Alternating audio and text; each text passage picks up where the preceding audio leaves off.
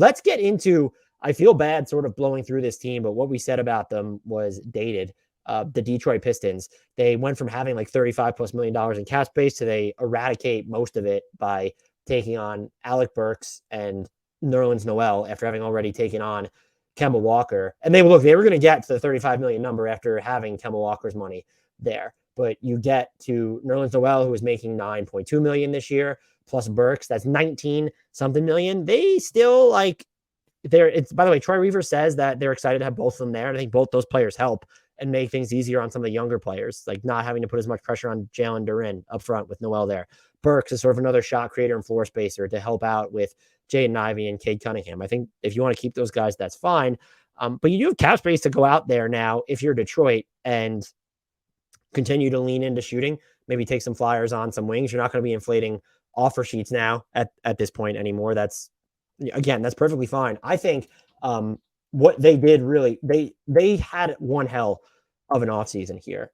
They picked up getting Jalen Brunson, just sort of a center of the future prospect, in addition to having Ivy, not having to trade up to get Ivy, by the way. That is just absolutely huge. So that's going to be big time for them. I think having those two players in place, I'm stumbling because I'm trying to read something right now. But anyway, so Detroit is still above $20 million in cap space, I believe, if they renounce the rights to Marvin Bagley, who's a restricted free agent, but they can still renounce him. I don't know who that gets you. Like, is $23 million getting Miles Bridges out of Charlotte? Is it getting Anthony Simons out of Portland? I do not think it would. But they can still do what they just did with the Knicks, where this time it was only 2 seconds, one of which was their own next year, I believe. So that's more power to them. This was smart GMing by them. They didn't need a ton of credit for what they did with Cade Cunningham last year. They got the number 1 pick. Congratulations. He was the no-brainer selection, in my opinion, to begin with. But they've shown some real chops this offseason alone. The Jeremy Grant trade was kind of panned, but that created the additional flexibility that allowed them to do all these things where you end up with, Jalen Brunson being part of an extension basically of that Jeremy Grant trade because of the extra flexibility they had to take on Kemba. They already would have had that flexibility. I get it, but they've just done a lot of interesting maneuvering here. And the fact that they still have cap space after all they've done, they've loaded up on seconds. Punting on that Milwaukee first, I don't have a problem with, because you were getting a lottery pick now and filling a need in the process with what was the consensus best center on the board in Durant. I do know that some people thought Mark Williams was a little bit better. So near consensus. It's top 4 potential for Milwaukee. If Giannis is there, like, they're going to be incredible. So I default to that. You didn't give up a ton of value. And look, the Nerlens Noel, Burks, yeah, you're absorbing that money. Those are players you could use. Burks is coming off foot surgery. That's fine. He is a very useful player. He was overworked by the Knicks and still came up with some big fourth quarter moments for them in 2020, 2021. I thought fans were too hard on him last year, just with the scope of his role and then the makeup of the rest of that roster. I like his fit in Detroit. And those are players you could turn around and probably move for more second round picks, depending on what other teams could potentially want from them. Like, Nerlens Noel was one of the most underrated players in the NBA for 2020, 2021. Didn't have as good of a season last year. I think that has a lot to do with the way the Knicks run their front court. And Detroit's built to be a little bit different now. When you have Ivy and Cunningham and Sadiq Bey and even Burks in the fold, you can play 4 out around your bigs at this point. That helps Noel. That should help Duran. Excited to see this team. Even if Kelly Olynyk, if you want to go a little bit bigger in the front court, or he's going to stretch the floor, they can also view him as a walking trade exception. Like, as of right now, Kelly Olynyk for Gordon Hayward would work. And what would the Hornets give you to do that? And there could be similar thinking around if other teams are looking to get off of, what would Philly give up if it meant getting off Tobias Harris in such a deal?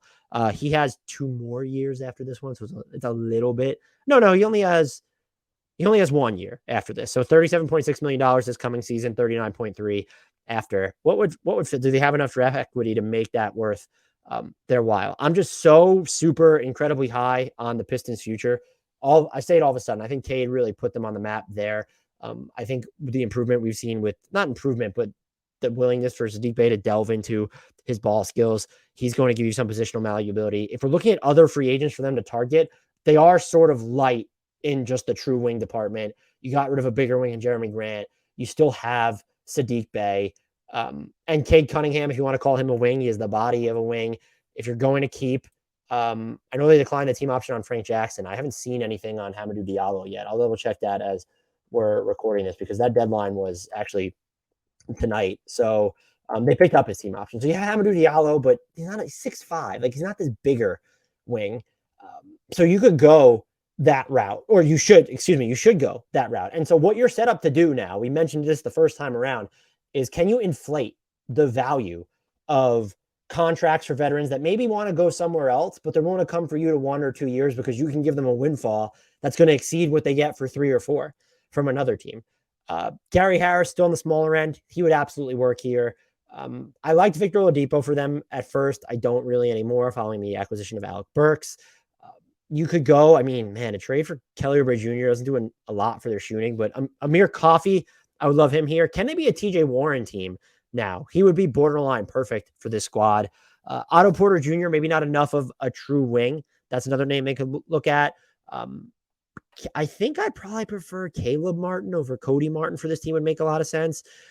What does it take? Like, would a Joe Ingles, who won't play in the middle of next season at the earliest, or a 35-year-old Wesley Matthews, did they just consider joining the fray with a young team if you can guarantee them some playing time? The wing market, again, to reiterate, is just so slim, but the Pistons are built to do basically whatever they want in like here. And if they want to skew all defense, like, and not care about shooting because they're just going to bank on the skill of Cade and Jaden Ivey, that's fine too. Maybe you take a look, like if Derek Jones Jr. is available for the minimum, you could go that route. But I think right now they need to be thinking wings. PJ Dozier could be a good one. I don't think they don't need to be they could be a second draft destination, but like a Kevin Knox, Jared Culver type job, and still sticking with Josh Jackson, like that's not going to do it for me if I'm them. I have wondered if now, do you have like just the requisite defensive juice or physical tools around where you can skew so far all offense that you're looking at a Jordan Nwora, who's probably better defensively than I'm giving him credit for, or even like a Matt Thomas, just someone who's going to come in and straight chuck. Yuta Watanabe, if he's healthy, I would love him in Detroit. Like, that's a bigger wing. That's a great name for them to look at. Again, not someone who should cost them a ton of cap space either. They can go so many more directions that they don't need a big. Like, they talking about signing a veteran big. You have Nerlens Noel, Isaiah Stewart, Kelly Olynyk, and Jalen Duren. Like, you don't need to go after a big now. And that frees you up to do everything. I would have liked Taurean Prince here to begin with, but he is off the board. Kyle Anderson, defensively, yes. Offensively, I'm just not sure. Could they be a team that gets in the Kenrich Williams sweepstakes? They're not going to, I don't really love a reunion with Bruce Brown there. Lonnie Walker could be fairly interesting, but I think he was more interesting if they didn't have an Alec Burks here. They could still, if you like don't trust Killian Hayes or want more of a veteran presence, like could they be a team that gets Tyus Jones? He could be pesky defensively, and he's going to give you some offensive pizzazz. Those are all names. I know we're regurgitating a lot of names here, but such is the state of the free agency market. And I wouldn't rule out the Pistons from Jolt Music in the chat says calling Jared Culver a negative offensive player is a compliment coming from a Grizzlies fan. I just want to point out, I was so high on Jared Culver when he was coming out of college. I didn't think there was going to be an issue with him sort of creating separation or getting his jumper down. I have very much missed on Jared Culver. That was a bad one for me. So yeah, but the Pistons, like, I think, look, they've probably eliminated themselves, and the Athletic reported per James Edwards III that they were never sort of in the let's go inflate the market for Ayton's definitely off the board now. You could still think about Miles Bridges. You might be giving Charlotte a discount if you're offering him something like $23 million a year. You can get to more money though. Like if you're willing to, can you find a home for Burks or Noel, even Kelly Olynyk? So you could still do that if you wanted a Simons here, who I wouldn't hate. Post Jaden Ivey, I wouldn't be in love with as much. I liked him with K to begin with. Or if you wanted Miles Bridges, again, those are not names that I love for them. So they're not done, and they can take on more bad money. It depends on what the market for that is. But they made out well in the Kemba Walker trade, and he was sort of if it's actual dead money, a player that you're not going to keep who can't really play for you. He was an expiring contract, and they got quite a bit for him. Something I would like to see them do, can they go out and buy, like act as a buyer on the trade market now for a wing with not like you're not trading a future first and you're not giving up a core piece, like a Josh Richardson for them. Is that someone who's is he at all gettable? in their books, and just to sort of just give you that other like truer, pure, wing in the rotation. I do not know. Kenrich Williams, I mentioned him before. If Phoenix is looking to cut costs, should they have to re-sign Ayton, or they're worrying about campaign's extension? Could you be a Jay Crowder destination? That's someone that I would potentially like here as well. I wouldn't mind a Terrence Ross flyer again after the Alec Burks signing. They are different players. But I think Alec Burks might be better than Terrence Ross defensively at this point. So food for thought there. But is there that scenario for them? They would be like, they wouldn't be a good Royce O'Neal team. You'd have to give up too much to get him. But like, if you had a KCP reunion or a Kyle Kuzma, like I would love one of them for this team. Those are players that you have to give up actual value to get. I mentioned Kelly Oubre Jr. before. Defensively, like, yeah, for sure. He's not the best defender, but can be moved around the wing spots. What does it cost to get him? If Charlotte's looking like, is it just a pick, like a lower second round pick, or not a lower, but a second round pick because Charlotte's going to cut payroll after signing Miles Bridges? That would be interesting. I also look Kelly Olynyk for Gordon Hayward. Like if Charlotte's attaching something to that, I would totally consider it. But the Kelly Oubre Jr. model is an example. So that's someone that maybe they could look at via trade. Houston needs to cut bodies, but they're sort of lower on wings too. Like you don't like a flyer on David Nwaba or Sterling Brown. I don't know that that's going to do much for this team. It would be funny if they were just someone, if Houston wanted to offload Eric Gordon and they decided to go that route. Indiana is treating Malcolm Brogdon like an asset. Otherwise, you could maybe make the case for them. I don't know if like the Clippers aren't going to be offloading Marcus Morris Sr. And I don't even know if the Pistons would want Marcus Morris Sr. Let's face that he would be good, but like that, and that's also just not sort of a true wing as well. And it's sort of it's like it's been there, sort of done that type deal. Unless I'm forgetting that he didn't play. No, he did play. He was there for 2 seasons. Good. I'm not misremembering. That's why I was stammering. So, but the Pistons are set up to do so much. I'm a lot higher on their future, and I was already fairly high just based off of having Cade Cunningham there and showing just the mechanisms through which they've traveled this offseason, and still being so flexible after all this. Like that's the thing, is they're still so flexible, and there's just a bunch of different things that they could do if they really want. Again, if you don't trust Killian Hayes and like New Orleans is looking to get off Devontae Graham, like do you take a flyer on him if he's attached to a little bit of an asset? Like there's just so many different routes they could go. I'm sorry to be so fascinated by the Pistons now, but just a home run offseason so far for them. If we look back and we grade these teams and look at winners and losers, they're going to be one of the biggest winners and probably get just one of the highest grades. And look, to round out the podcast, the Knicks are expected to offer Jalen Brunson a 4-year deal in the range of $110 million. So that is not his max, but over 4 years, you're looking at between 27 and 28 a year. The Mavs were reportedly willing to go about 5 years and 110. So where I was at was correct for a change. I'm normally wrong.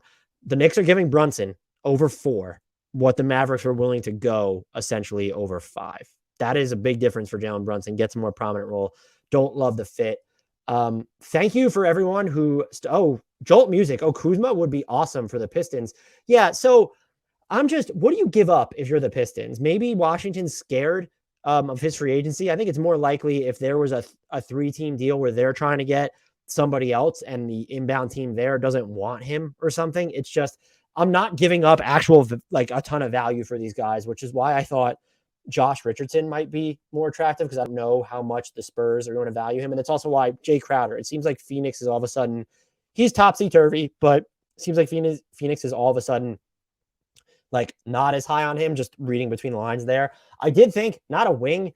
Would you hate Doug McDermott with the Pistons? I don't know that I would hate him. Like there's some overlap. There's not overlap with Kelly Olynyk. Like you want a shooter, like a movement shooter and some guy who could finish off cuts.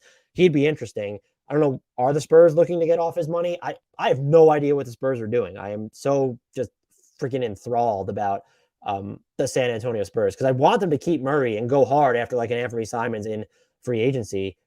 They apparently would prefer me to cry though. So thank you anyone who stuck with me. Pistons fans, I hope that you enjoyed what was an abbreviated look ahead here. We did go really deep, but I tried to recycle some of the free agency targets we talked about. I didn't release that pod yet. They blew it up. We were talking about what they might do with their 35 plus million in cap space. And now they still have the ability to get to 23. Just a hell of an offseason from you guys, your guys, whatever you refer to the front office as.